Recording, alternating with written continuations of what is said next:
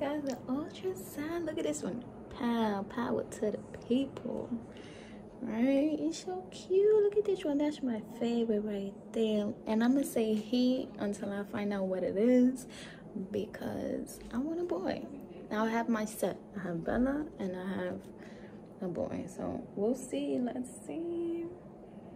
That everything I see today looks very normal. Perfect. There's a growing baby inside. Everything I see looks on track. We'll do blood work today to help estimate risk of Down syndrome.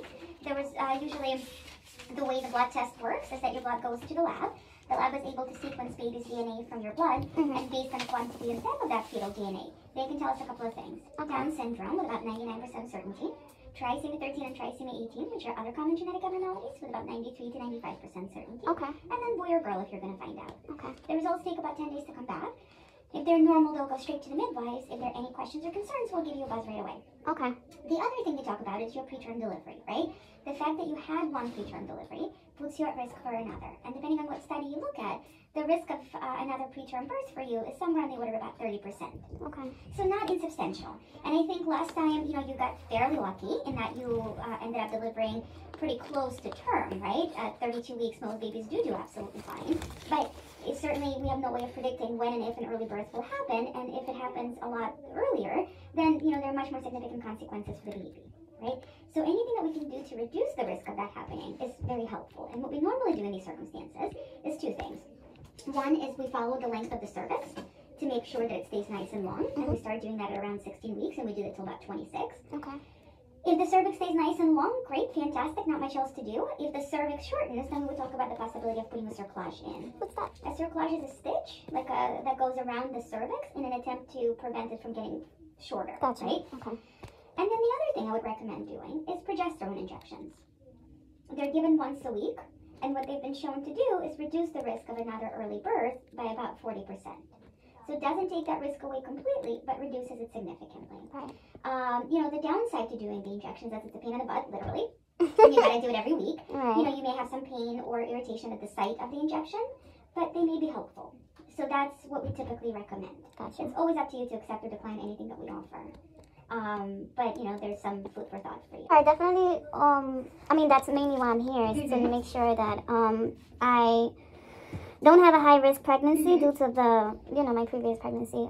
But that's what made me, so I'm definitely gonna, I want you guys to take a look at the cervix and make sure that everything is okay. And if I wouldn't mind doing the weekly or injections. Perfect. So, we'll do blood work today. I'll have you come back in 4 weeks, and that will be the time when we start looking at the cervix and also the weekly injections. Okay. We usually start them at 16 weeks. Okay. Okay. Hi. This is what your girl is looking like. 11 weeks pregnant. I think I look pretty good. I lost a good amount of weight. So, yeah. That's Isabella. I had to pick her up. I may be considered high risk, and that was the whole point of this vlog and this video, was to give awareness of what's going on and what it's like, what the things that I have to go through as someone with a high risk pregnancy. Now, the high risk is not diagnosed yet, but since Bella was premature, it's a high percentage.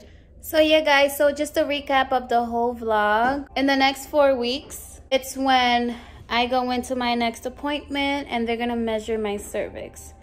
Now, they're gonna keep those measurements, and as I'm going further along in my pregnancy, if the cervix is shortening, then they would have to stitch me up in order to stop the cervix from getting smaller. Because once your cervix is small, that's when it's easy for the baby to come through. All right, so we don't want that. We want to keep the baby inside. Also, I did some blood work where they're going to test my blood to see if the baby's chromosomes are okay.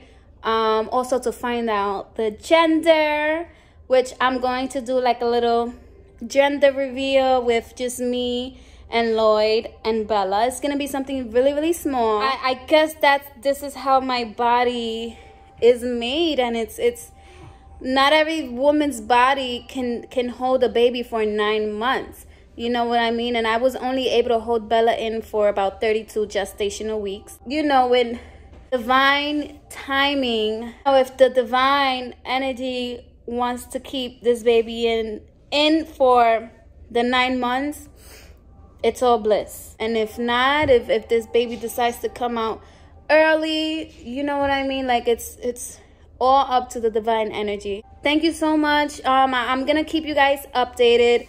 If you guys have any questions, drop them in the comments down below. Here we go. Thank you so much, guys. I'll see you guys soon, okay? Peace.